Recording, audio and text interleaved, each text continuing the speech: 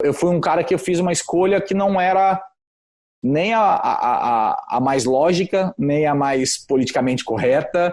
Os caras olhavam assim, esse menino não, por que ele não vai para a Europa tentar a sorte? E eu, olhando para trás hoje, eu não me arrependo, não. E meu pai ainda fala muito comigo, assim, cara, se você tivesse ido correr de forma... Depois de eu ter escolhido a Argentina, fez parte da minha evolução, até como pessoa. Que eu, quando eu fui correr lá, eu corria no Brasil, e se eu ganhava uma corrida, eu sentia aquela meio, cara, deve ter o melhor carro, filho do Galvão, ganhou porque é filho do Galvão. E um cara da mesma idade do que eu, o comportamento da imprensa e das pessoas era completamente diferente. Eu sou fluminense, meu pai não é, meu irmão é flamenguista, meu pai também já se declarou flamenguista. Eu falo meio de araque, porque assim, quando eu era criança, não lembro dele ser flamenguista. E eu acho que isso foi positivo para o meu pai, porque ele sempre ninguém sabia o time dele. Até em casa a gente não sabia direito o time dele. Ele nunca foi um cara declarado flamenguista, ele sempre foi Brasil.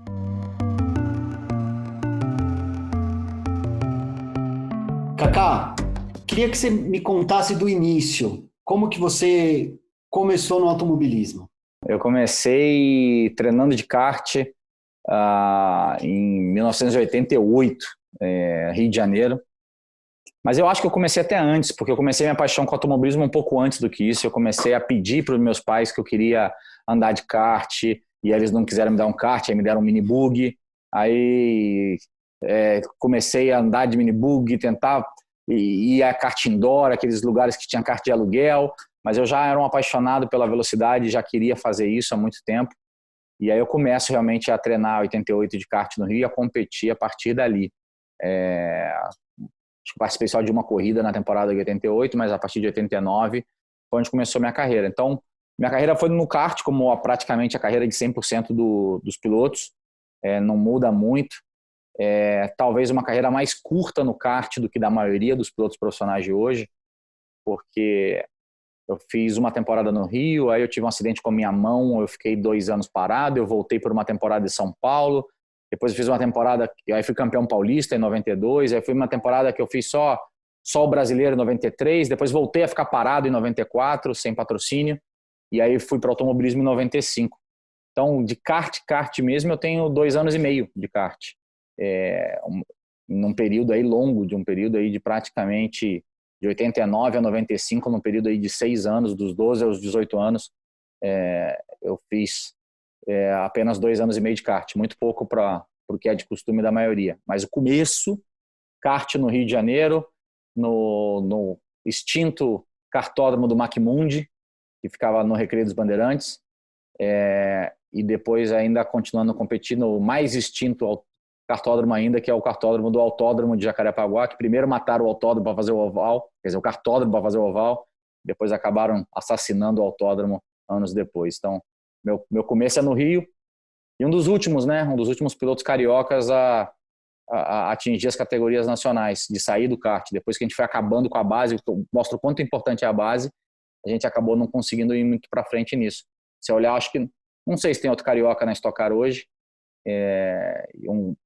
no passado recente era só eu e meu irmão, agora sou eu, não sei nem se tem outro, até de eu olhar no grid, mas acho que não tem não. O quanto que o seu pai narrar as corridas de Fórmula 1, o quanto que isso influenciou no teu gosto pelo automobilismo? Eu acho que ele influencia demais. Eu não sei se com vocês é diferente, mas o que eu vejo é que na maioria das vezes o filho é muito interessado no que o pai faz, né? Então, eu não era diferente e eu frequentava muito autódromo, como eu frequentava estádios de futebol, como eu frequentava ginásios para ver vôlei e basquete. Eu gostava muito, então acho que eu me apaixonei primeiro por um esporte. Então acho que não é porque meu pai narrava a corrida, mas meu pai tinha uma relação com o esporte tão grande e eu vivendo essa relação com o esporte me apaixonei pelo esporte, pela prática esportiva. Toda a minha família.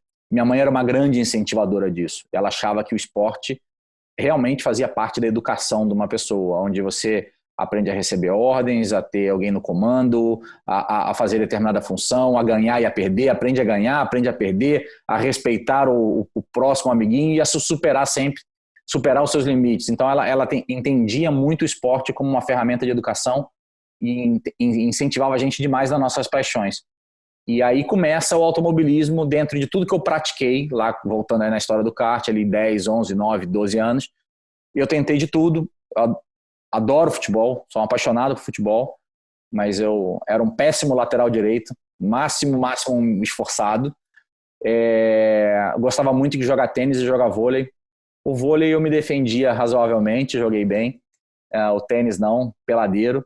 Então, assim, dentro de todos eles, o dia que eu experimentei um kart, eu falei, cara, é isso. Controlar uma máquina melhor do que os outros, é um esporte, na minha cabeça, ingênua cabeça de criança, que eu não dependia de ninguém. Mentira, é um esporte extremamente coletivo, mas eu falei que eu não dependo de ninguém e tal, e eu me apaixonei por aquilo. Então não foi só porque meu pai narrava as corridas, mas eu acho que a vida do meu pai com o esporte empurrou a gente para o esporte no geral. Acho que talvez se eu tivesse jogado bola muito bem em vez de pilotar muito bem, eu ia ter que sido jogador de futebol. Ou se eu tivesse jogado vôlei melhor do que pilotado. Eu quando 12 anos, eu não sabia o esporte que eu mais gostava. Eu gostava de todos eles. Eu fui a ter uma paixão maior com o automobilismo porque eu praticava melhor automobilismo do que eu praticava outros. Me trazia mais alegria. Eu vencia mais no automobilismo, no outro eu perdia. Mas aí eu fui gostando mais de para esse lado. E você falou, começou assim mesmo, né? Em 88, que foi o ano do primeiro título do Senna. O Senna é o teu ídolo, como que você chegou a conviver com o Senna? Porque o seu pai tinha uma relação próxima com ele, né? Não, o Senna acho que é o ídolo da maioria dos brasileiros. E eu faço um paralelo porque acho que o Senna ele é muito ídolo até para quem não é fã do motorsport e até para quem nem é fã de esporte. Então, assim, o Senna ele era uma referência para mim do Brasil que dava certo. A gente acordava domingo de manhã, esperava o Brasil dar certo, tocar a musiquinha e aí a gente ia fazer nossos afazeres de domingo. Almoçar com a família, ia pra praia, ia pro parque, não sei. Mas o Brasil tinha que dar certo, a bandeirinha tinha que subir, a musiquinha tinha que tocar. Então o Senna era aquele brasileiro que tinha orgulho de ser brasileiro, numa época onde não tinha tanto isso. Era o brasileiro que lutava contra o mundo com as ferramentas dele, tinha a simpatia do público, era um cara que sabia dos seus não defeitos, mas das suas fragilidades e trabalhou elas para se tornarem pontos positivos, como a parte física e a parte mental, onde ficou muito claro a transformação do Senna do começo de carreira dele até o primeiro título. Então o Senna é aquele cara que trabalhava incansavelmente, se superava, não tinha vergonha de ser brasileiro, então era um orgulho, eu acho que representava muito bem a nação. É por isso que foi ídolo do tamanho que foi. E para mim não foi diferente. Então, o Senna ele transcende um pouco o motorsport. Não é porque o Senna foi o maior atleta para mim do meu esporte que ele é meu ídolo. O Senna é meu ídolo porque para mim foi um dos maiores brasileiros que tiveram nesse exemplo, na questão de dar o exemplo de se superar e de trabalhar e de que a dedicação e o trabalho te levam ao lugar mais alto do pódio. E você chegou a conviver assim com ele? Como que lembranças que você tem? Eu tenho várias lembranças, mas eu era pequeno, né? Então eu era uma relação de olhar e falar, chamar oi tio. Então assim, numa época onde a gente não tinha esses telefones para tirar um monte de foto, então eu tenho pouquíssimas fotos e tenho poucos momentos lembrados realmente muito firme. Eu lembro muito ele frequente da minha casa, mas muito com meu pai, né?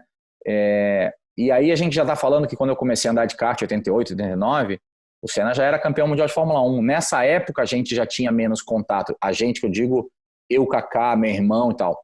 O Senna tinha mais contato com a gente quando ainda ele não era tão famoso, que tinha os testes de pneus de Jacarepaguá, onde ele ia lá para casa, que era na Barra da Tijuca, e eu lembro de ir para o autódromo junto com ele, de a gente ter passado um final de ano juntos numa casa que meu pai tinha alugado em Búzios. Então, assim, tem uma história ali de aproximação de verão, principalmente no verão, porque o Senna, a gente tinha uma casa em Angra e o Senna também, e ele ia jogar tênis com meu pai, e a gente ficava doido de ir na casa do Senna para usar os jet skis que eles tinham. Então, tinha uma interação de criança com o tio, e que a gente estava começando a ver na TV e falar, caraca, aquele cara da TV tá próximo.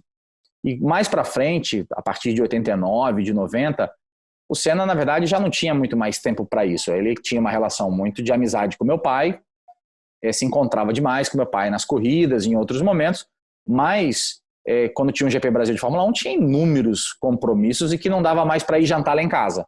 Não tinha mais esse contato tão próximo. Então, a partir daí, virou uma referência de olhar mais para a TV igual todo mundo. Já não tinha tanto aquele contato. Então, não foi... Eu tenho vários momentos lembrando com muito carinho, mas eu não vou te falar que foram, assim, centenas de momentos. Era centenas de momentos com meu pai e, de vez em quando, a gente estava ali perto.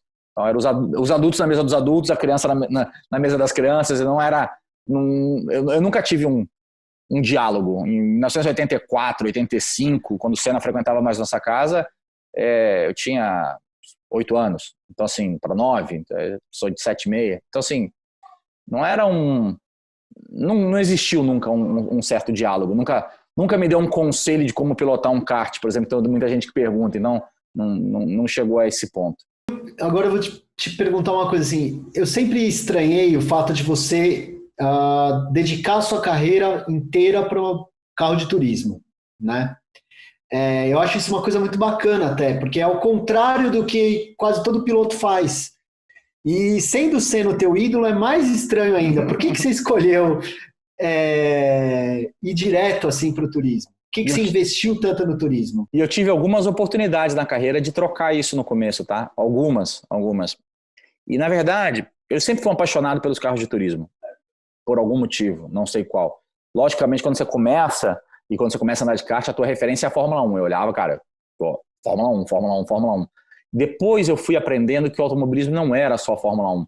Talvez os europeus entendam isso, os americanos mais ainda, os australianos entendem muito bem, os japoneses entendem muito bem. Existem categorias muito fortes nesse país.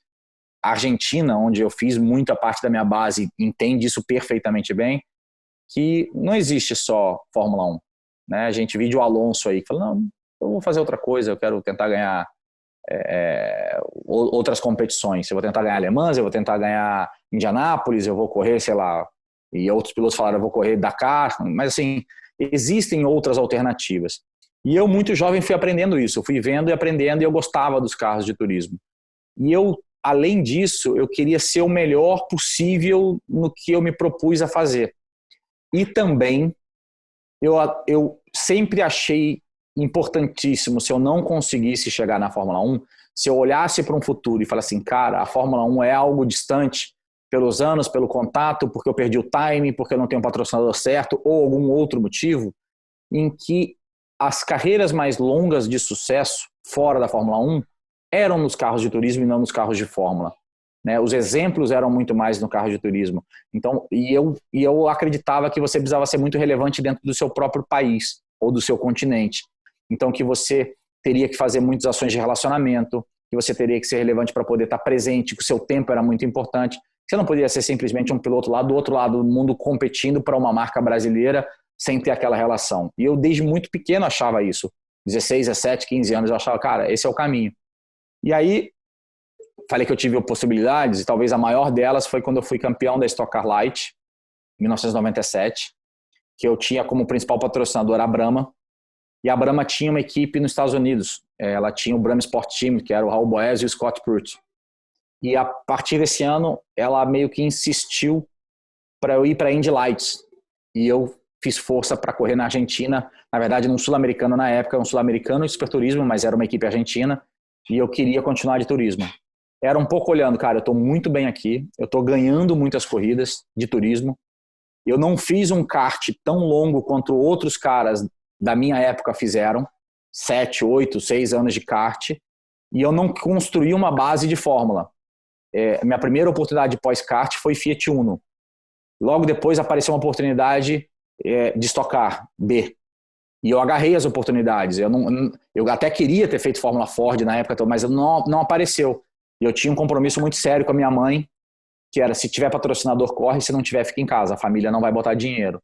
Então, as oportunidades foram aparecendo, eu fui abraçando e foi tendo muito sucesso. Então, logo depois de 2 anos de turismo, quando apareceram a Petrobras, uma conversa para ir correr de Fórmula 3, a Brahma para correr de Indy Lights, quando eu já comecei a ter um certo sucesso no turismo, eu falei, não, peraí, eu não vou competir agora contra caras que têm 6, 7, 8 anos de base de kart, mas já 3 de Fórmula, e eu vou vir do turismo e me jogar aqui. se eu estou tendo sucesso nesse lado. E é nesse lado que eu acredito que eu possa competir até os 50 anos de idade e construir uma história. E do outro, se eu não chegar na Fórmula 1, a prática comum é se aposentar com 25 anos de idade. O cara que não chegava na boca, ele virava um aposentado. Então, eu vou para esse lado de cá. E talvez tenha sido um dos primeiros a fazer isso.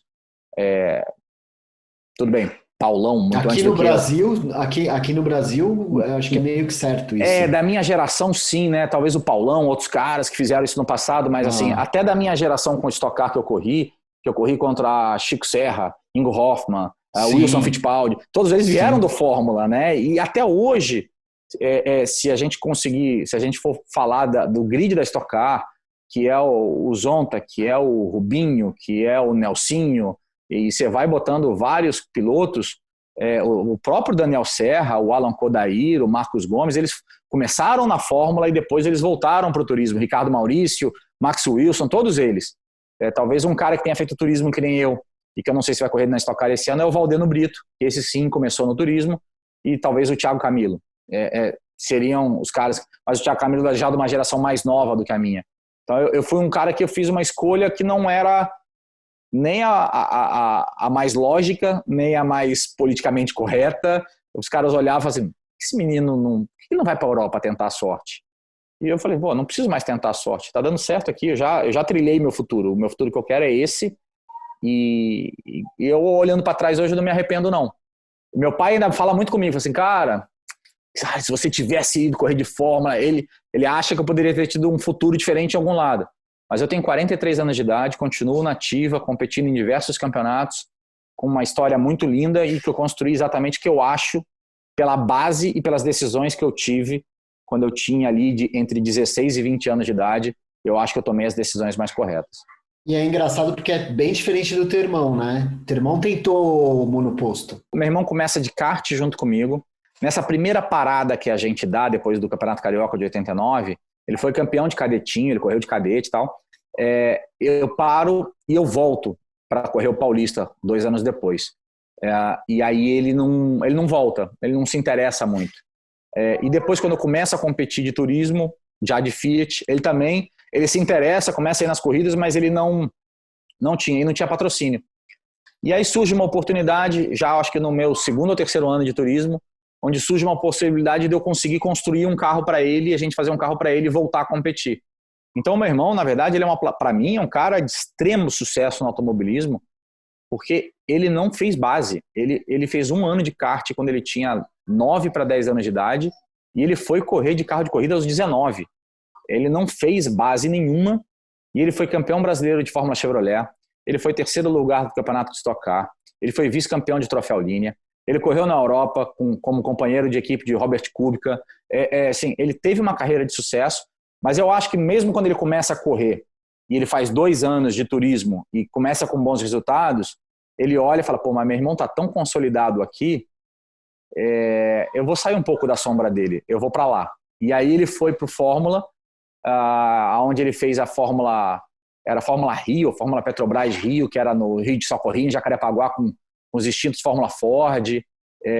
Depois ele fez a Fórmula Chevrolet 2 anos, foi campeão.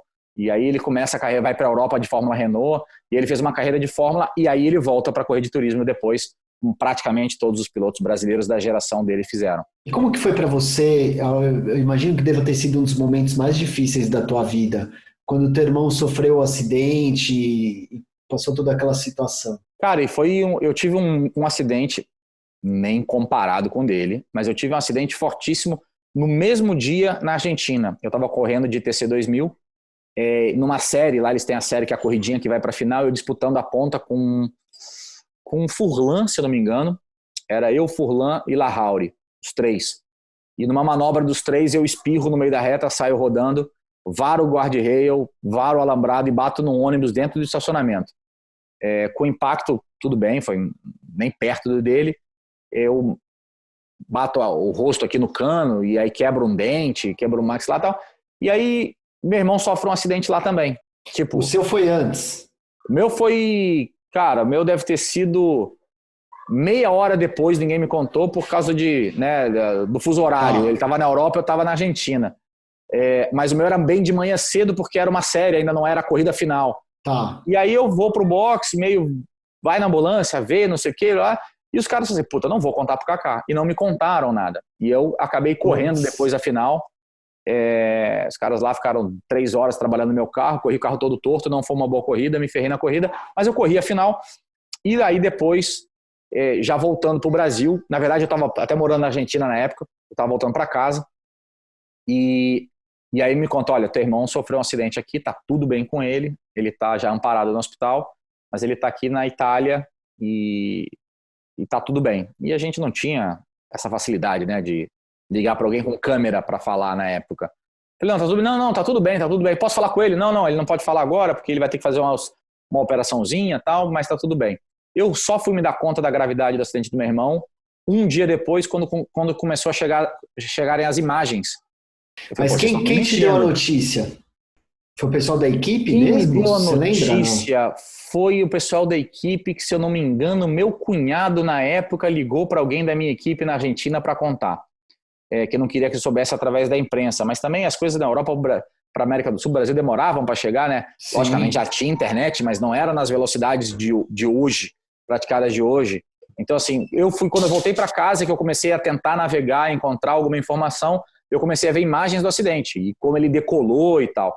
Né? O acidente foi capa de várias revistas especializadas na época na Europa, foi um dos acidentes do ano da Europa, e ele, para quem não sabe, ele sofreu aí umas fraturas na coluna, ele tinha acho que 2 trilhos, 6 parafusos para fixar, mas foi duro porque aí começou a chegar os relatos, né? Ele ficou uma semana sem sentir direito um lado do corpo, tinha que fazer uma operação que na Itália ninguém queria operar ele porque tinha o risco de ficar paralítico, e aí a operação não foi feita no mesmo dia, foi jogada para frente, até alguém que tivesse a coragem de mexer, o médico que atendeu ele em Monza queria só engessar as costas dele, engessar o corpo dele, deixar ele engessado. Então foi uma loucura até que a família pudesse chegar na Europa e pudesse prestar auxílio, e nisso aí, cara, foi muito bacana a família do Felipe Massa, que estava na Itália, que deu todo o amparo pro meu irmão na época, e foi importantíssimo na recuperação dele. Então eu só consegui encontrar ele quase uma semana depois. E nessa mesma época, minha mãe, né, volta e me pergunta, mas vocês têm certeza do que vocês estão fazendo? Numa época onde o que a gente fazia fora do país não alcançava tanto o país, e meu irmão estava correndo um campeonato europeu e eu correndo um campeonato argentino. E muito na base, a gente ainda não vivia muito do esporte. Talvez eu mais, ele não. A gente ganhava dinheiro para pagar as contas. Ainda não era que putz, eu vou viver disso aqui. E ela falou, vocês não... Tá na hora de vocês pararem, não? Você bateu lá num ônibus, você não aconteceu nada, teu irmão tá numa cama de hospital na Itália, vamos parar? Eu falei, não. E tinha a menor chance de querer parar. E quando eu chego na Itália, meu irmão, a primeira pergunta dele é, será que vai dar para correr em Spa na semana que vem? Tipo, ele já estava pensando no coisa. Então, quem acaba sendo apaixonado, a gente sabe que tem risco, mas é um drama, é um perigo, mas faz parte do nosso esporte. Infelizmente faz parte, eu não acho glamouroso em nada, tá? Tem gente que fala, não, isso faz parte do esporte, isso é o lindo, é o glamour e tal. Não é glamouroso em nada, ninguém quer se machucar, ninguém tá ali para se machucar, ou para passar papel de herói que passei por um grande acidente e fiquei no hospital, que legal. Não é legal nada. Eu capotei algumas vezes na vida de carro de corrida e não é legal, não é bacana, ninguém tá ali para isso. Quem está na arquibancada quer ver uns acidentes, uma ultrapassagem, uma batida, mas ninguém quer ver ninguém machucado. Então, sem dúvida nenhuma, foi uma quinzena bem complicada, mas só reafirmou a minha paixão pelo motorsport. Mas foi o momento mais duro, você acha, assim, da tua carreira, digamos assim, que você mais colocou em xeque, talvez? Você está me falando que não colocou em xeque, mas que foi mais difícil, assim, o momento? Eu acho que foi um grande drama, mas talvez não tenha sido o meu momento mais duro da minha carreira, não. De botar em xeque a minha continuidade, alguma coisa, não. Não, porque eu não botei em xeque a continuidade, eu sabia que eu gostava, eu tinha contratos ativos, eu estava doido para que meu irmão ficasse bem e a gente voltasse a correr. Foi um drama familiar de tipo, cara, meu irmão tá na cama por causa do esporte que eu também pratico, né? Mas ele se recuperou bem, depois ele voltou para estoque, tipo... No final das contas, acabou tudo muito bem. Então, foi duro o golpe, mas até de mostrar, eu tentei levar meio pro copo mais cheio do que vazio na época. Eu falei assim, caraca, olha a cacetada que você deu e ao mesmo tempo você está inteiro.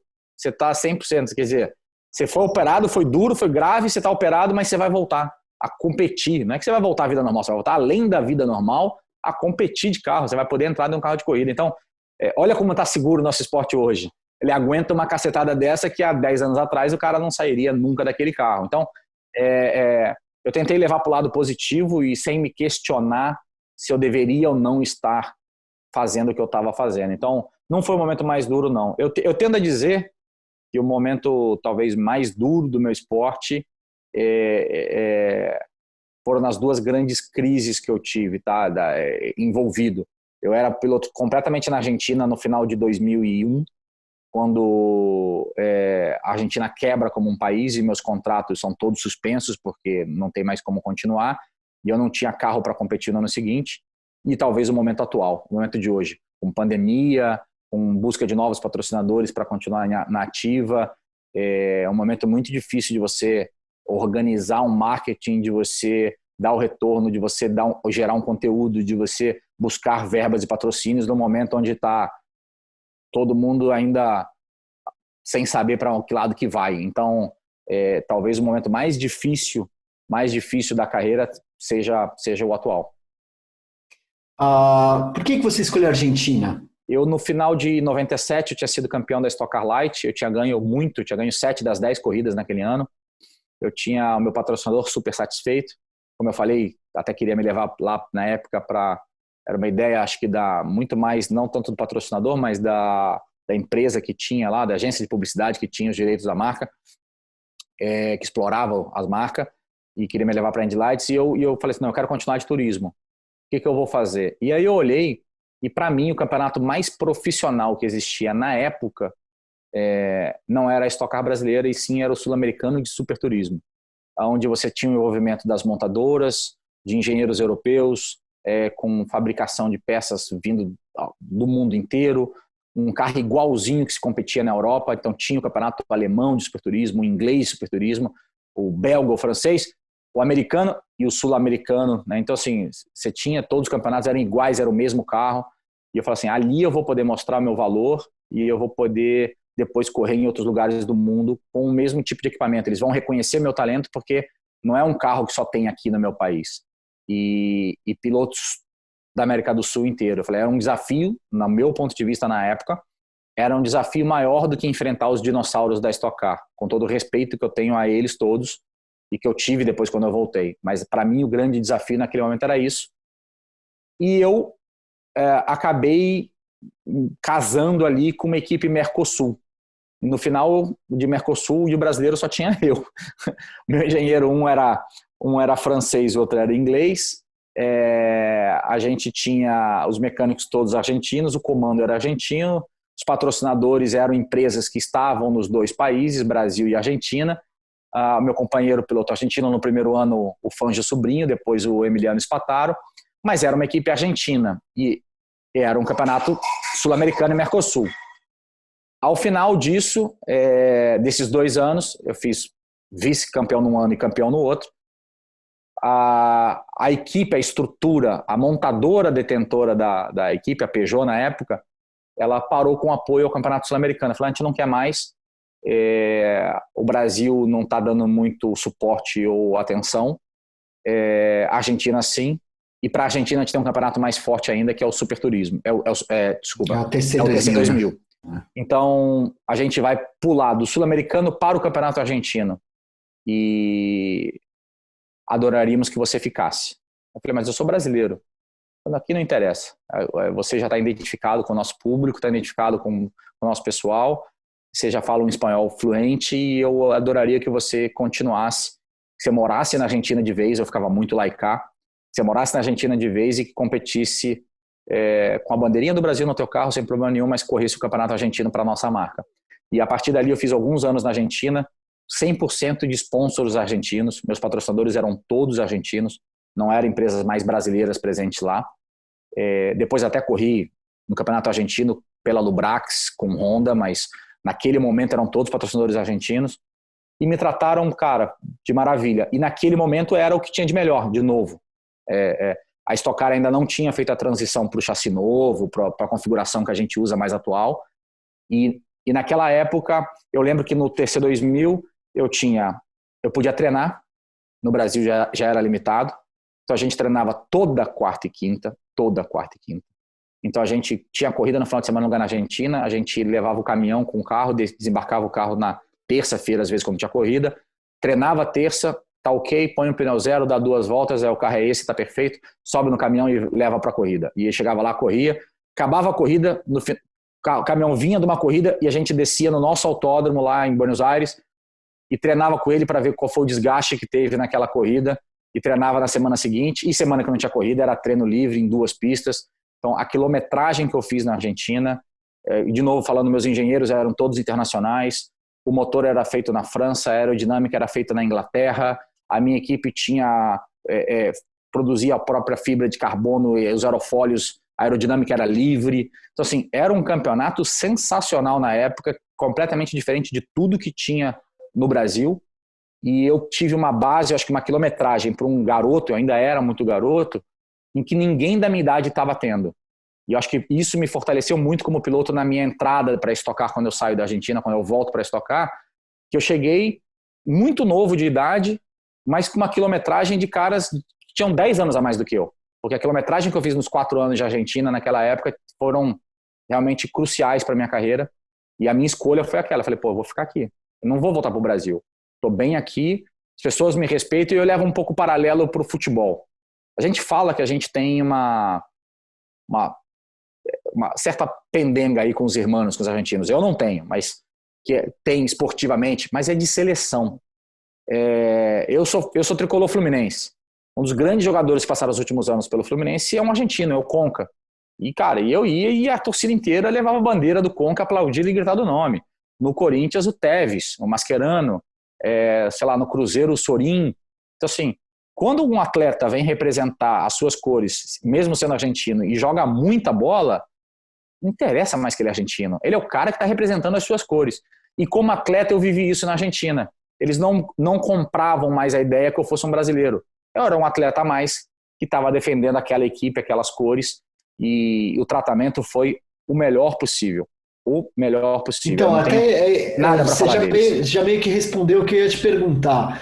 Porque um pouco antes disso, até, teve aquela história do Cristiano da Mata, com o próprio Furlan, do título, saiu uma super briga entre os pilotos brasileiros e argentinos.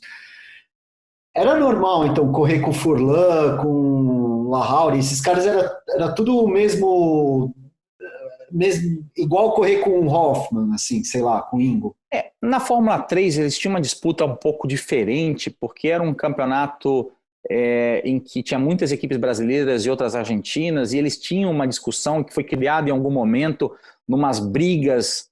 Então, assim, eu acho que foi um caso meio que único ali, de que existia uma briga, uma polêmica gigantesca entre os times brasileiros e argentinos, e num determinado momento, para ajudar, se não me engano, foi o Crossery na época, para ajudar o Crossery, a equipes e pilotos argentinos fizeram um pouco de corpo mole na última etapa. E os brasileiros supervalorizaram o corpo mole porque foi contra e não foi a favor, porque em algum momento fizeram a favor também.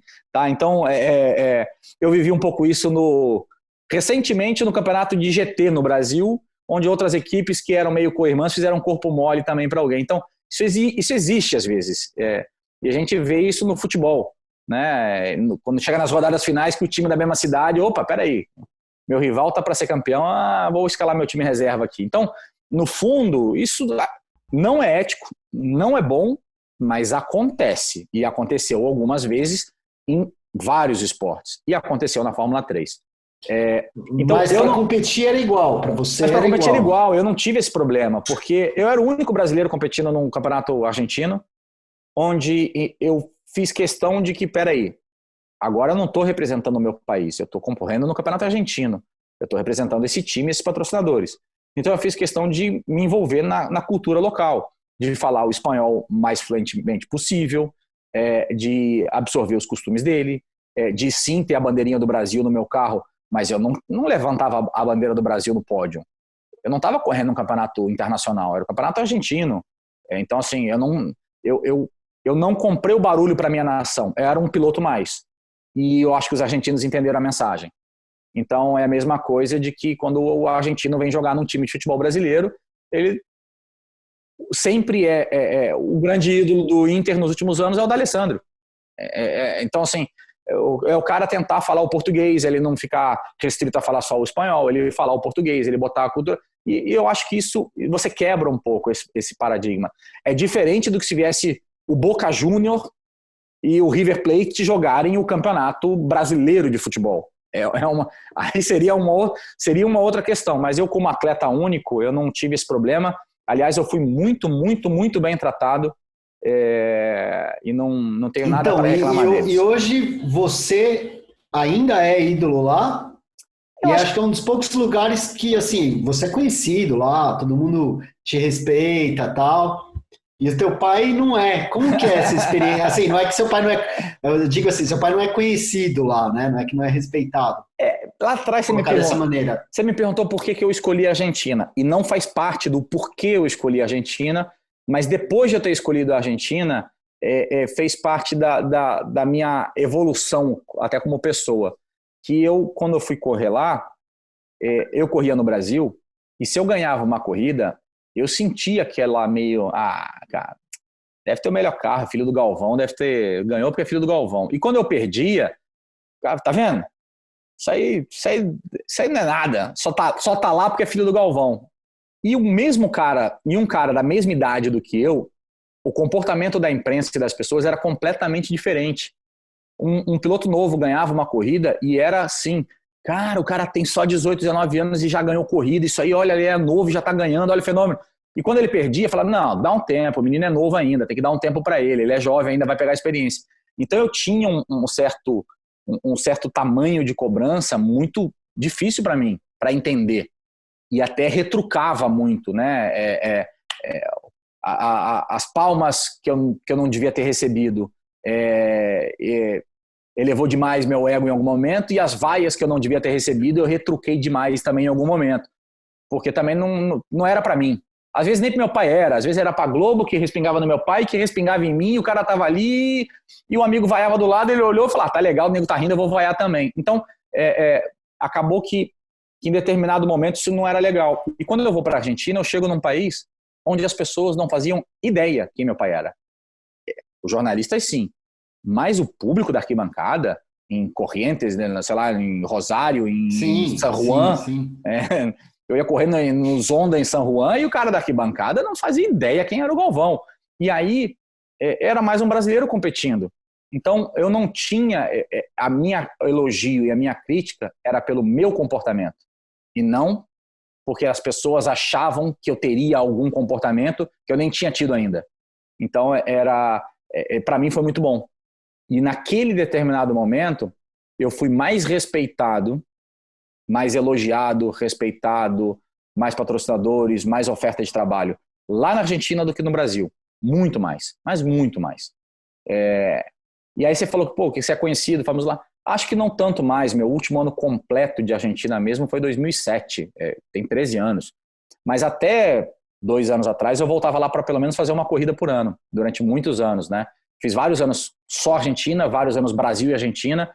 Em 2012 eu cheguei a ensaiar uma volta para o Campeonato Argentino, eu era líder do TC2000 quando eu parei de correr, porque batia muita data com a Stock Car, mas eu nunca fiz mais um ano, uma temporada completa, e isso na verdade o público vai se rejuvenescendo, sim, você vai perdendo muito disso, mas convites... Mas pro meio você ainda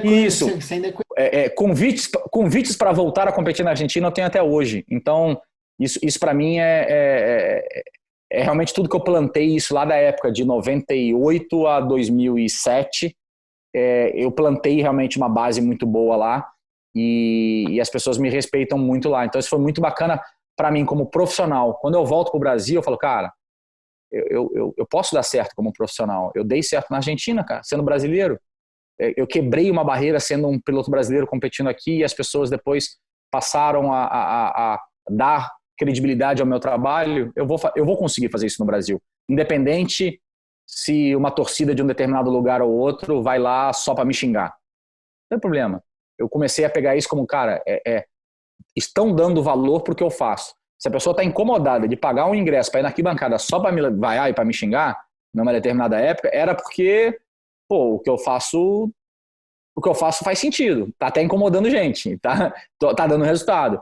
E aí depois eu sabendo lidar com isso, eu fui transformando isso e acho que eu diluí isso ao longo do tempo e ela praticamente não existe mais. Há muitos anos ela não existe mais. Eu ia te perguntar, porque até é um pensamento que eu tenho, é uma ideia que eu estava querendo até perguntar para você para ver se está certo mesmo. Eu vejo que você conseguiu inverter a ordem. Quando você voltou para estoque, nem estou falando da Stock Light, tá? Estou falando quando você voltou agora nos anos 2000. Você era visto por todo mundo como filho do Galvão, né? Ainda teu pai tinha equipe e tal, enfim, você era o filho do Galvão. Hoje, o Galvão, se ele for na pista, ele é o pai do Kaká. Você vê dessa maneira? Acho que ainda não. O que meu pai faz tem muito alcance, tem muita relevância, mas eu entendo que as pessoas do meio já me tratam muito assim, a maioria da torcida também. Isso não quer dizer que torçam por mim. Então tem a galera lá que vai torcer, logicamente, torce pro Rubinho Barrichello, torce pro Daniel Serra, torce pro Nelsinho e torce para mim. E, logicamente, quem torce para um sempre torce contra o outro um pouquinho também. Isso é normal do esporte, isso faz bem ao esporte, inclusive.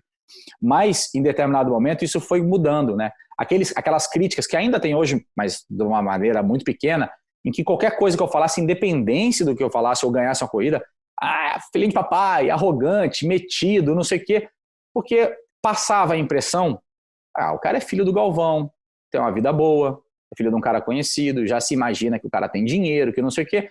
Esse aí não batalhou para estar ali. Então, assim, na cabeça do cara, assim, esse cara não merece estar ali porque ele não batalhou o suficiente para estar ali, porque a vida dele é boa, então ele não batalhou. E ninguém sabe das batalhas de cada um. Então é muito fácil você falar, eu sou um trabalhador, trabalho pra caramba, batalho pra caramba a minha vida inteira, me dedicando, e eu não consegui sair daqui ainda, eu não consegui comprar minha casa, eu não consegui comprar meu carro. Aí chega lá o filho de um cara famoso e tá correndo de estocar. Tudo que eu queria na minha vida talvez era estar no lugar dele e ele tá lá. E a desculpa perfeita é, se eu batalhei e não consegui, ele tá lá porque é filho do Galvão. E aí começavam aquelas críticas que ganham eco, né? Um cara indignado critica, o bobo do lado repete. E aí você vai ganhando aquela massa e aquilo depois alguém vai falar, peraí, mas não faz sentido, mas isso aqui perdeu a graça, isso aqui não tá legal. E aí vai mudando um pouco de ano para ano até que praticamente desapareceu. Não vou falar que desapareceu. Tem muita gente que me critica com razão porque não gosta de mim. Tem muita gente que me critica porque ainda compra a ideia do passado. Mas eu acho que é já uma parcela muito menor hoje da torcida, dos caras que vêm automobilismo, porque fala, mas esse cara aí conquistou 9 títulos brasileiros. Ele conquistou 5 títulos de Stock Car e 5 vice. O cara correu, o cara foi campeão sul-americano. Não é possível que ele esteja aí só porque é filho do Galvão. Alguma coisa ele sabe fazer, né? Eu gosto mais do Rubinho, mas eu entendo que ele faz bem. Eu gosto mais do Daniel, eu gosto mais do Thiago, eu gosto mais do Nelsinho, mas peraí, alguma coisa esse menino sabe fazer. Então, eu fui quebrando isso e hoje acho que mudou bastante. Eu acho que eu inverti, como você falou, a bola e não vivo mais à sombra dele. Talvez dou menos entrevistas e apareço menos do que eu aparecia, até porque o assunto cansa, né? Tem muita imprensa que não era entendida ou de motorsport, eu que também nem queria entender e que aproveitava toda hora o gancho, o filho do Galvão, e queria fazer matéria porque era o filho do Galvão. Então isso aí também diluiu, não aparece mais, então se diminui um pouco também, mas você ganha o respeito, você ganha a credibilidade. E aí eu comecei a ganhar uma credibilidade muito mais, uma base muito mais sólida, em que quando meu pai vai na corrida, o cara que está lá no meu box para me ver foi lá para me ver, não para ver meu pai. Então acaba que essa galera ali trata meu pai, o Galvão tá lá no fundo, mas Kaká vem cá, tira foto comigo. Então, mas o passante que estava indo lá para ver o Rubinho, aí ele entra para ver meu pai. aí ele vai ver outra coisa. Você falou dos 5 títulos, os 5 vices. Acho que é quase impossível, não vou falar impossível porque impossível não existe, mas alcançar o Ingo. Impossível. Antes que você termine a pergunta, é impossível. Mas qual que é a tua meta? Vamos colocar assim. Cara, eu tinha uma meta muito clara, talvez isso seja visitar um pouco do passado dos meus embrólios que eu tive com o CBA. Eu tenho certeza que se eu não tivesse tido tanta briga com o CBA, eu teria ganho mais títulos. Isso para mim é uma certeza.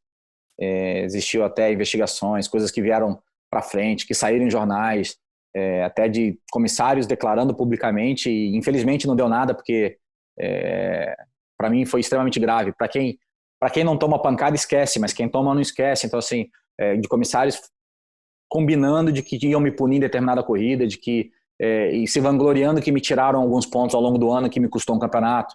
Isso é fato, é só dar um Google que a galera acha. Então, assim, matérias comprovando de conversas de WhatsApp de comissários que se vangloriando de que me tiraram pontos naquele ano que me custaram título. Então, assim, eu acho que eu poderia ter conquistado mais título, e a minha meta pessoal, acho que eu nunca falei isso numa entrevista, eu falei para alguns amigos, mas numa entrevista talvez não. E a minha meta pessoal era um audacioso e praticamente impossível 8 títulos. Eu falei assim, cara, eu vou... Paulão, na época, eu falei assim, Paulão tem 4, Ingo tem 12. Eu vou conseguir 8.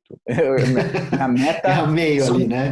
Minha meta são 8. E eu acho que eu deveria ter no mínimo 6. Eu tenho certeza que a briga do passado me custou no mínimo um título.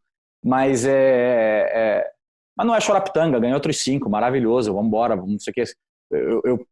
5 títulos, 5 vices e 2 terceiros lugares. Em 12 anos eu passei muito perto de ganhar o campeonato. Poderia ter conseguido os 8, né? 5 títulos, 5 vices e 2 terceiros, eu poderia ter conseguido o famoso 8 que eu queria. Eu não acho que eu tenho muito mais tempo hábil para conseguir 8. Eu teria que emplacar uma sequência de 3 títulos seguidos. O Rubinho tem 4 anos a mais do que eu, então eu não estou dizendo que eu vou parar agora também. Ele também não está parando, eu tenho no mínimo mais 4 anos, porque também parar antes dele não vou. Então, eu acho que eu tenho aí mais 5 a 7 anos de competição. Acho que 5 em grande nível. Todos esses que eu falei de dinossauros do passado pararam com 52, 54, 55 e tal. E eu estou falando que 5 anos seriam parar com 48, o que para carros de turismo não é uma idade avançada, é uma idade extremamente capacitada para você brigar por títulos. Se eu não me engano, o Rubinho tem 47. Então, assim, eu acho que eu tenho pelo menos 5 anos em grande nível, ou até 7 anos em grande nível, e essa seria a minha intenção.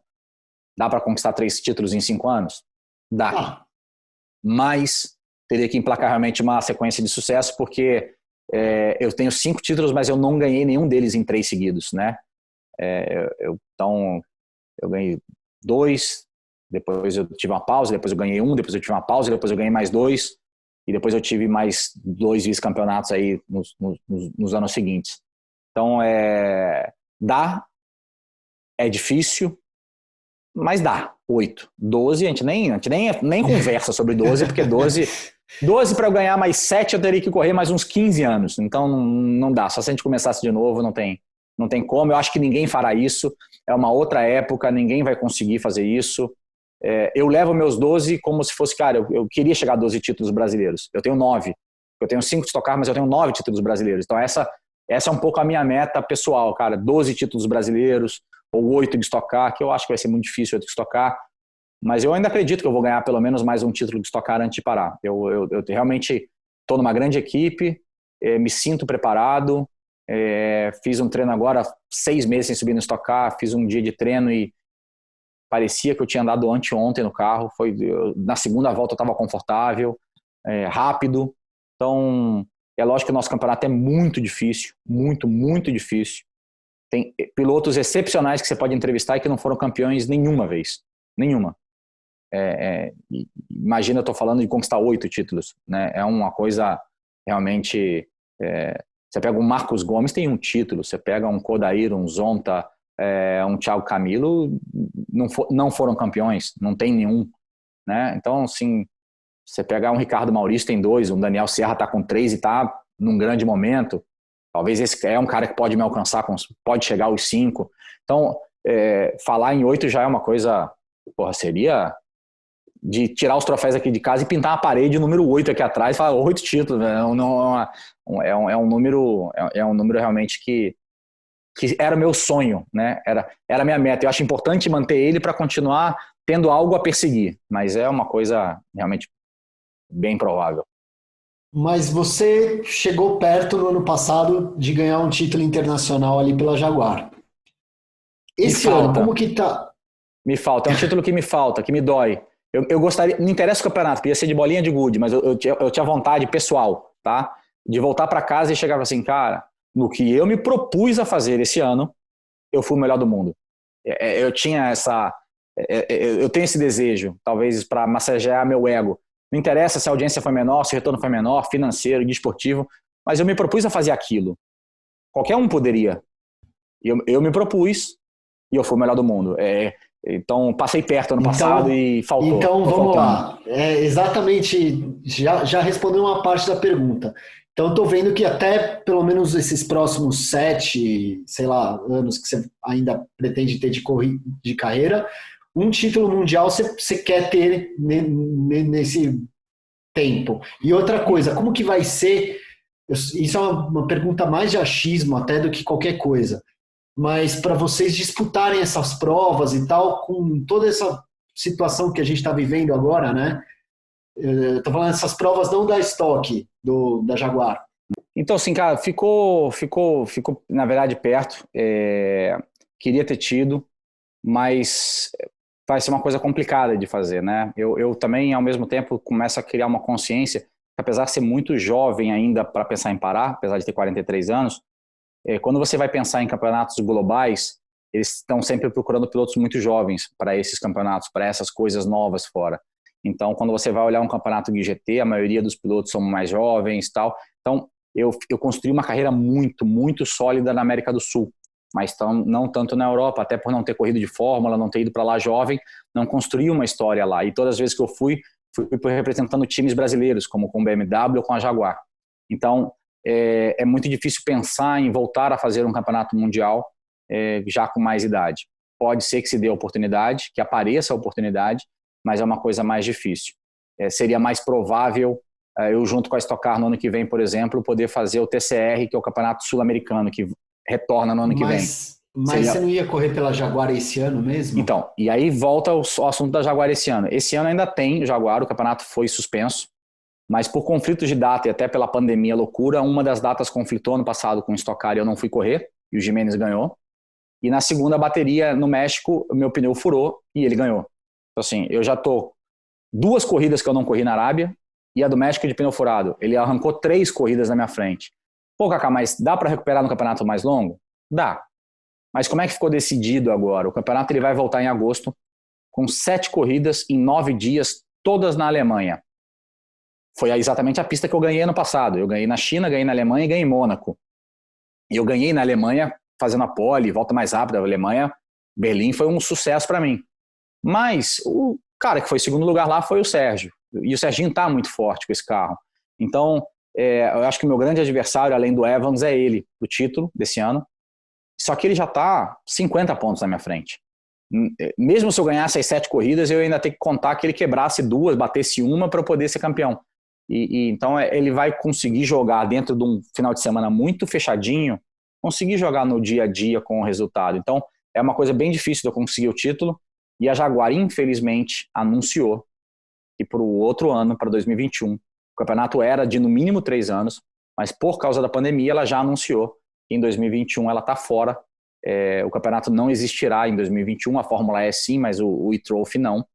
Então, uma coisa de inovação que eu achei maravilhosa, a ideia maravilhosa, falar de inovação, de tecnologia, do mundo mais sustentável, do mundo mais limpo, clean e tal, falar de futuro do automóvel, que a gente não tenha uma sequência para 21. E praticamente nós não temos uma categoria de turismo global pensando em 21 a não ser o TCR. Só que o TCR ele conflita datas com a Stock Car e você precisaria estar muito amarrado com montadora e com montadoras que são rivais das montadoras que estão presentes na Stock Car. Então você fica muito difícil a sua participação de você ir competir num TCR de tração dianteira de uma montadora e você tá na Stock Car. Porque se você vai para uma equipe oficial global, eles vão acabar te usando não só que está competindo naquela marca, mas vão querer te usar como garoto propaganda da marca. E aí por que trazer um brasileiro se as corridas são todas na Europa e se ainda conflita datas? Então fica um pouco difícil da gente pensar em voltar a um campeonato do mundo. Eu acho que não há um modelo de campeonato mundial em qual eu poderia me encaixar para 2021. Por isso, muito mais eu aponto ao TCR sul-americano para 21, junto com a Stock Car, e sem deixar de olhar as categorias brasileiras como a Porsche Cup, o Endurance e a Sprint Race, que vem crescendo. Tenho muito carinho, como a gente falou lá do começo da entrevista. Por que você decidiu correr de turismo? Eu queria competir no meu próprio país e ser relevante no meu próprio país. Eu queria estar perto de casa e fazendo o que eu gosto. E eu queria ser o melhor no que eu me propus a fazer. Então, não acho demérito nenhum fazer 2 ou 3 campeonatos nacionais do que fazer qualquer campeonato internacional que não faça sentido. Eu me apaixonei pela ideia do Jaguar exatamente porque era um campeonato mundial. Era o primeiro campeonato mundial de carro elétrico. Então, assim, ia estar lá no livro da história, né? Eu ia chegar lá, quem foi o primeiro campeão disso aqui? Tá lá. Não vai estar o campeão, porque eu fui vice, mas vai estar o cara que ganhou em Mônaco. Então, alguma coisa da história eu consegui morder para mim e ganhei em Mônaco. Então, se eu não tivesse ganho nem o campeonato nem Mônaco, aí sim seria um ano desesperador. Eu ganhei outras corridas, eu fui segundo 2 vezes em Nova York, eu fui vice-campeão da categoria, eu fui o cara que fez mais pole position, mas no final das contas eu ganhei em Mônaco, mas não ganhei o Mundial.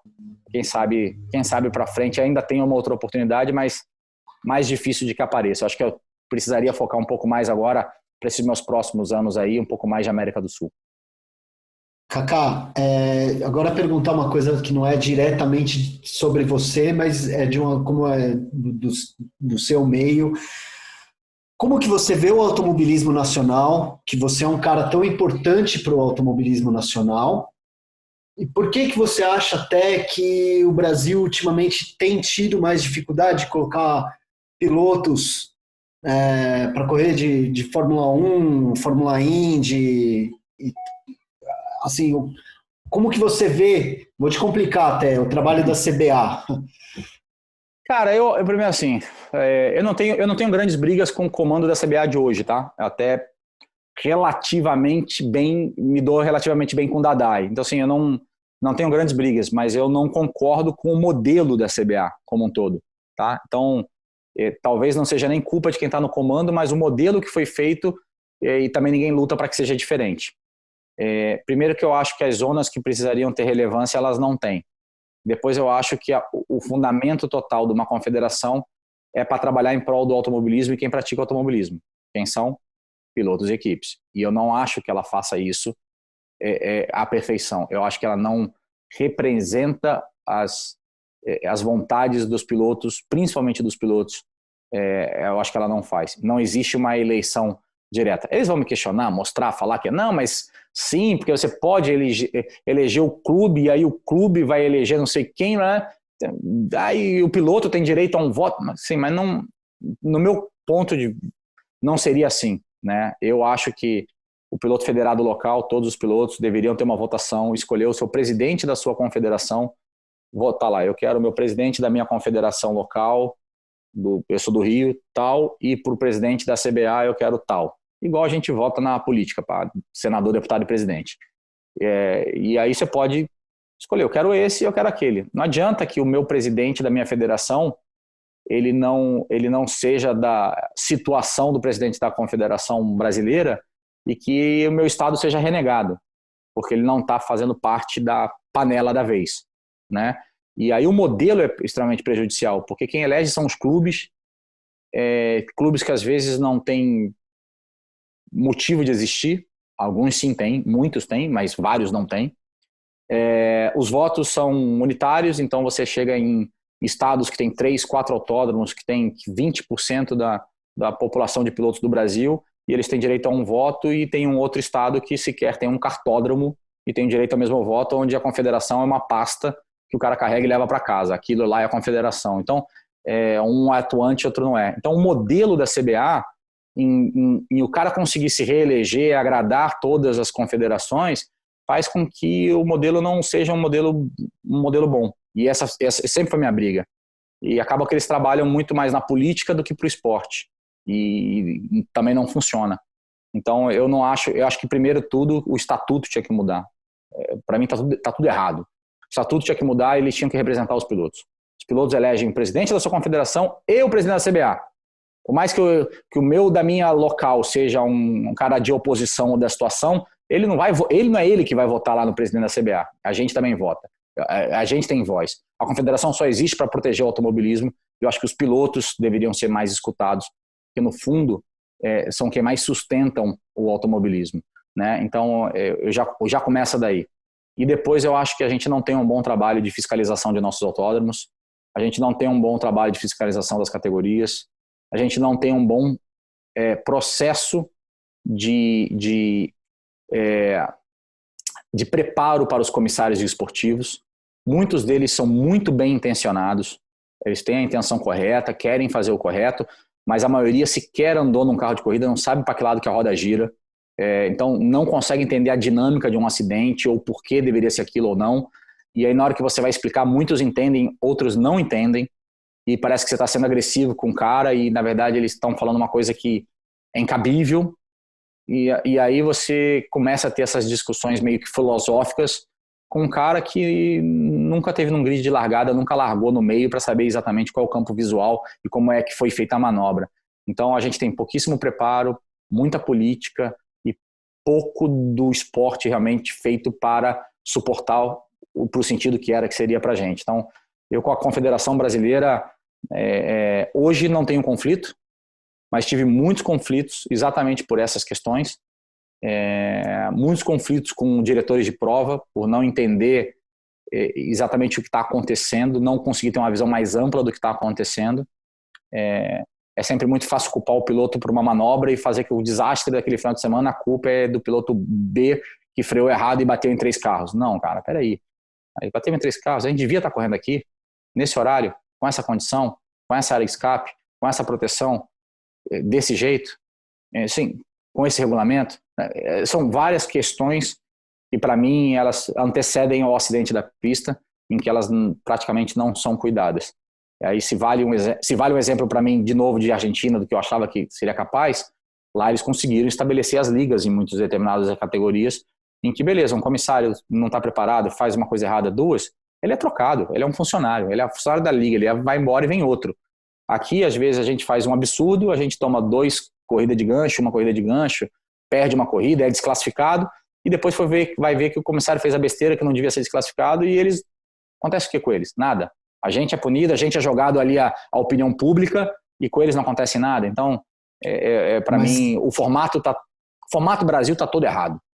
Você pensa em, sei lá, liderar algum movimento, fazer alguma coisa nesse sentido para ajudar a esse trabalho? Não.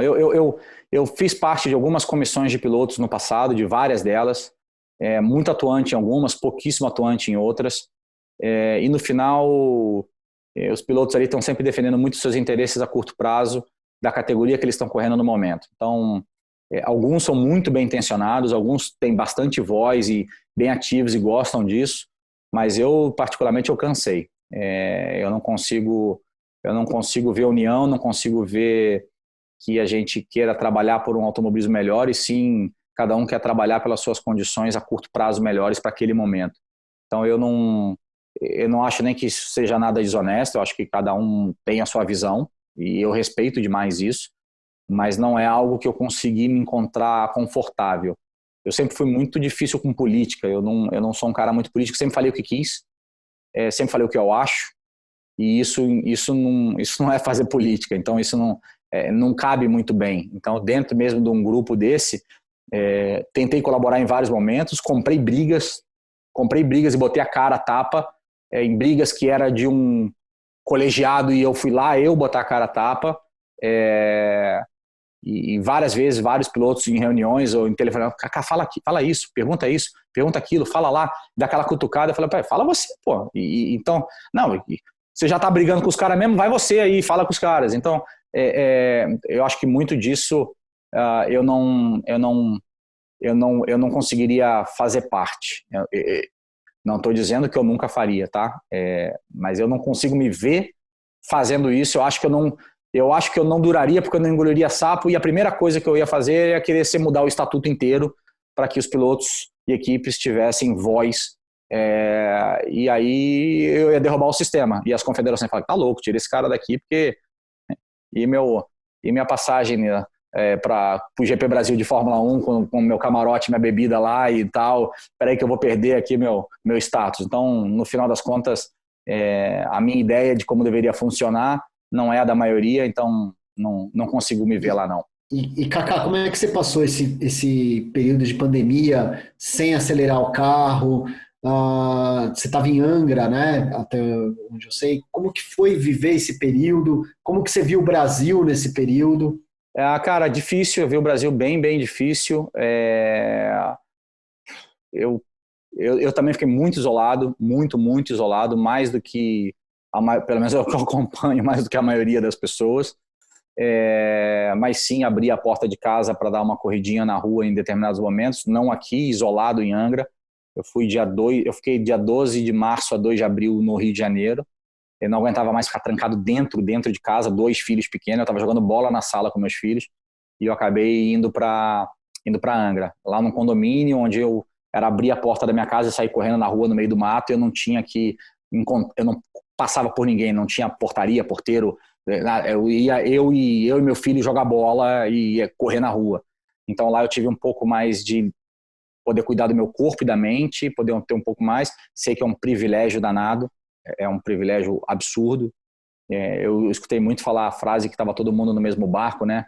E é uma mentira tão grande, porque assim, tá todo mundo na mesma travessia, né? O mesmo barco não tá. Eu sei que eu fui um privilegiado de ter uma casa que eu poderia levar meus filhos para poder fazer exercício físico e ter mais contato com a natureza. Então, assim, o barco, cara, tem um de iate, tem outro de barco, tem outro de canoa, tem nego a nado com colete e levando a família nas costas. Cada um tá levando como pode. Mas fato que tá tudo muito difícil, né? Ninguém sabe muita coisa, eu não sei nada, eu não sou quem sou eu para dar uma opinião.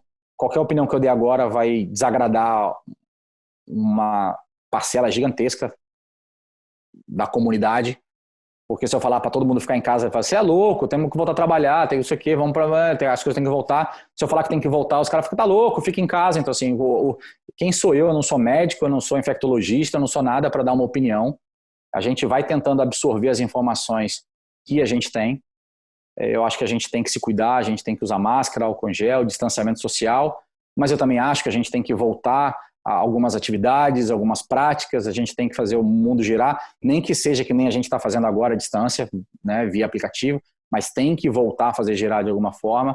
E aí, dentro do meu esporte, falando em defesa do meu esporte, você vai para um lado como os Estados Unidos, que o Covid está atacando demais lá também, que nem o Brasil, que está num momento tão duro quanto o Brasil.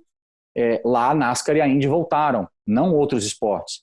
Cara, porque o motorsport é diferente. Não dá para a gente tirar do contexto e usar o futebol como parâmetro para o esporte. Futebol é futebol, automobilismo é automobilismo, basquete é basquete, vôlei é vôlei. Cada esporte é cada esporte. Então, quando a gente vai fazer esse tipo de análise, só para treinar um time de futebol, precisa de dos 22, 25, 28 jogadores, um contato um com o outro, suando, encostando, sem máscara, suor, tal, mão na cara, e médico, massagista, e o treinador, fisioterapeuta, treinador de goleiro, se joga no chão, se joga no gramado, o cara vai e, cara, dá suada, cospe no gramado. Existe um contato físico o tempo inteiro, até para treinar. E que depois aquelas 30, 40, 50 pessoas voltam para suas casas, ninguém consegue controlar o que elas estão fazendo nas suas casas, o que seus familiares, as pessoas estão. O automobilismo é um outro esporte. O automobilismo eu até postei nas minhas redes sociais. Eu posso ir com o meu carro de rua para o autódromo, ficar no meu motorhome, ou ficar no meu canto, ou só no meu carro. Eu boto macacão, luva, máscara, balaclava, capacete, fecho a viseira, vou andando até o meu carro de corrida, meu mecânico tem máscara e shield, ele não está suando, não está fazendo esporte. Com calma ele me amarra no carro, eu fecho a porta do carro, eu estou todo fechado, com o capacete fechado, faço meu esporte, os carros têm contato, mas os atletas não têm contato, estão completamente isolados. E acabou tudo isso, a gente se comunica por rádio. Nem o pessoal está acostumado a escutar a transmissão de Fórmula 1, de estocar via rádio. A gente fala com a equipe via rádio, fala com os mecânicos via rádio, eles sabem o que tem que fazer no carro, eu saio dali, vou para um outro ambiente fechado, não preciso fazer um aquecimento prévio de um vestiário, não preciso passar por um vestiário. Então, tem risco? Lógico que tem risco. Em algum momento a gente tem que almoçar. Então, tem os talheres, tem a comida, quem prepara, mas é o mesmo risco que eu tenho de almoçar em casa quando eu peço comida fora num aplicativo. Mas espera aí, você vai ter que se deslocar Da tua casa ao autódromo. Mas para ir no mercado ou na farmácia eu também tenho que me deslocar. Então, assim, não oferece o motorsport não oferece nenhum risco a mais do que a pessoa que está seguindo a quarentena exemplarmente só indo ao mercado e à farmácia. Nenhum risco a mais. Mas mesmo essas pessoas, algumas se contaminaram. Isso pode ser que aconteça em outros esportes. Mas a gente não é o futebol. Não dá para botar todo mundo no mesmo saco. A gente é um momento complicado, mas eu sou a favor de que as coisas têm que voltar a acontecer. Então, assim, o motorsport talvez seja aonde a gente consiga controlar o protocolo melhor do que todo mundo, controlar o isolamento melhor que todo mundo e comece a ser um ensaio para os outros esportes de como voltar. A gente vê shopping center aberto, praia aberta. Agora eu vi a notícia hoje que dia 6, né, já abre bar, cabeleireiro e academia. Então você pode botar pessoas dentro da academia, correndo numa esteira e suando, mas eu não posso praticar o meu esporte de capacete e viseira fechada dentro do carro de porta fechada? Tipo, cadê a lógica disso? Então, eu não estou dizendo que o mundo tem que voltar a girar, não. Eu estou dizendo que as pessoas têm que analisar com calma cada setor com cada setor. E eu acho que a gente está num momento, sim, de que o motorsport, para defender, não o meu emprego, eu posso ficar um ano sem trabalhar em casa. Os centenas ou milhares de mecânicos que trabalham com motorsport, de empregos, que seja talvez o esporte mais seguro para se retornar. Então, eu acho que isso a gente tem que começar tem que começar a girar de novo. E o futebol, que você é apaixonado, tal, como que você vê essa polêmica, ainda mais no Rio de Janeiro? Volta, não volta? Difícil dar uma opinião, como eu falei. Eu não sou médico, não sou infectologista. Eu sei que tem que voltar porque tem muita gente que vive disso e as coisas têm que acontecer. Eu acho que as pessoas também em casa têm direito a ter um pouco de entretenimento e o esporte colabora com a questão do entretenimento, de você ter uma saúde mental também. Então tem a saúde financeira das pessoas que vivem disso e a mental de quem quer curtir o entretenimento. Então, mas não é essencial. Também concordo que não é essencial, talvez poderia esperar um pouco mais. Sim. Então, eu acho que eu fico até confuso a minha opinião, porque eu acho que eu concordo com todo mundo. Entendi. Sem ser radical com ninguém. Sem ser radical com ninguém. Não dá para ter opinião. Eu não consigo, eu não sou o radical que muita gente está sendo, e acabo concordando com todo mundo, porque o cara fala, não, mas está muito cedo. Eu falo, é verdade, está cedo. Não, mas as pessoas também precisam trabalhar e por que o cara pode trabalhar no shopping center, na loja, e eu não posso trabalhar jogando futebol? Eu falo, você tem razão, tá certo também. E aí você fica dos dois lados e fala assim, cara, tem razão em tudo. Todo mundo tem razão. A gente só precisa tomar o cuidado possível para que isso não volte a aumentar. Mas realmente, se uma pessoa pode trabalhar no shopping center, eu acho que o meu mecânico pode trabalhar na oficina, que é um ambiente que eu posso controlar ele o tempo inteiro, com exame, com temperatura. Eu vou evitar que ele, quando for para casa e for tomar uma cerveja com o cunhado dele, que ele vai se infectar em casa e vai vir na oficina? Não vou. Como não vou no shopping, como eu não vou no futebol, como eu não vou num estúdio de televisão. A gente não vai controlar todo mundo. A gente tem que controlar o máximo que der e pedir para que as pessoas tenham o maior protocolo de segurança possível. E é esse o nosso pedido. Que a gente tenha o maior protocolo possível, mas que em cima dos protocolos a gente possa até dar o exemplo para a população. Tem muita gente sem máscara na rua, sem cumprir protocolo nenhum para sair na rua. Dá o exemplo para a população de que, olha, nós estamos seguindo os protocolos aqui, vocês deveriam fazer o mesmo. Dá para eu praticar o meu esporte, dá para eu girar a minha vida com protocolo. Então você também consegue girar a sua vida com protocolo. Como que foi o teste? Eu sei que você não pode falar muita coisa, mas só impressão do carro novo. Impressão do carro novo é um carro novo. Eu achei que ia ser um carro de Stock Car com mais peso e menos carga aerodinâmica, mas não, ficou um carro completamente novo. Um outro conceito, um conceito de aproximar o carro com um carro que as pessoas têm na rua. Não quer dizer que vai virar um carro de rua, é um carro de competição puro sangue, de velocidade e potência. Mas, esteticamente, ele é muito mais parecido com o carro que tem na rua. E para isso, ele perdeu um pouco daquela agressividade, principalmente da aerodinâmica. Você diminui muito a carga aerodinâmica, você diminui muito a velocidade de curva, muito, um pouco. A olho nu, nem percebe. Mas, no tempo de volta, você fica um pouco mais lento. Só que isso tem um lado positivo. Com menos carga aerodinâmica, você tem uma dificuldade de frear muito maior e um desgaste de pneu muito mais elevado, o que eu acho que vai dar um espetáculo melhor para o público.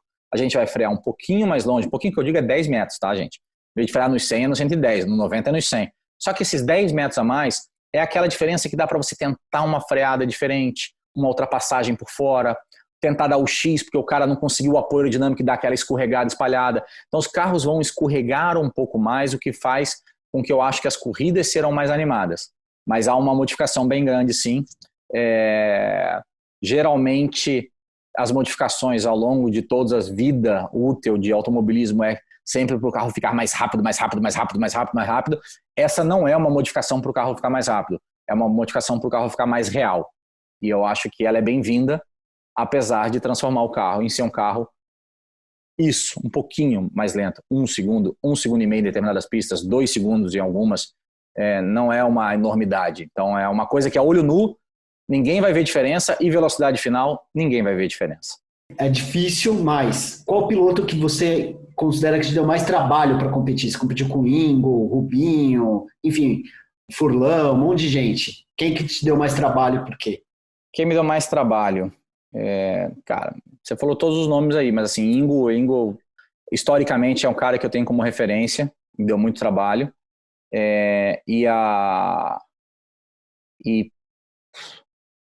Na Argentina, Espartaro e Petito Lopes, os dois me deram muito, muito trabalho, muito bons pilotos, tanto o Emiliano Espartaro quanto o Petito Lopes.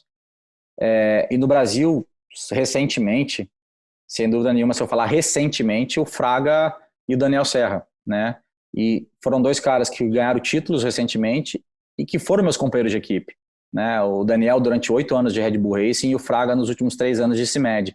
Então, durante 11 anos, eu tive 2 caras que foram campeões de Stock Car extremamente rápidos e, sem dúvida nenhuma, foram caras que me deram muito trabalho. Eu tive vários companheiros de equipe muito bons, vários. Se eu começar a falar, eu ia falar de 30. Sim, mas se eu pudesse tentar reduzir o Ingo, por ser historicamente, desde o Sul-Americano de Esporturismo, que ele também correu, de Stock Car na minha volta, tudo como referência, o meu momento de Argentina e o meu momento de Brasil mais recente. E a última uma bobagem, mas não é bobagem. Aqui no Brasil não é bobagem. Futebol dá briga em casa? Não. Eu sou fluminense, meu pai não é, meu irmão é flamenguista, meu pai também já se declarou flamenguista. Eu falo meio de araque, porque assim, quando eu era criança, eu não lembro dele ser flamenguista. E eu acho que isso foi positivo pro meu pai, porque ele sempre ninguém sabia o time dele. Sim. Até em casa a gente não sabia direito o time dele. Ele nunca foi um cara declarado flamenguista, ele sempre foi Brasil. Né? É Brasil. Sim. Então ele nunca foi um cara de declarar o time dele, de torcer. Ele sempre foi muito... Ele foi meio que torcedor, sim, imparcial, vendedor de emoção pro Brasil, mas quando faz 2 times brasileiros, ele sempre foi muito imparcial. Sim. E sempre comprou muito barulho do time que está representando no exterior. Toda vez que um brasileiro chega na decisão de um título mundial, ele veste aquela cor e sempre foi muito isso. Mas por que você escolheu o Fluminense? Darwin, né? Evolução da espécie. Muito bom. Obrigadão, viu, Kaká? Obrigado mesmo. Nada, que isso. Valeu aí de coração. Abraço, cara.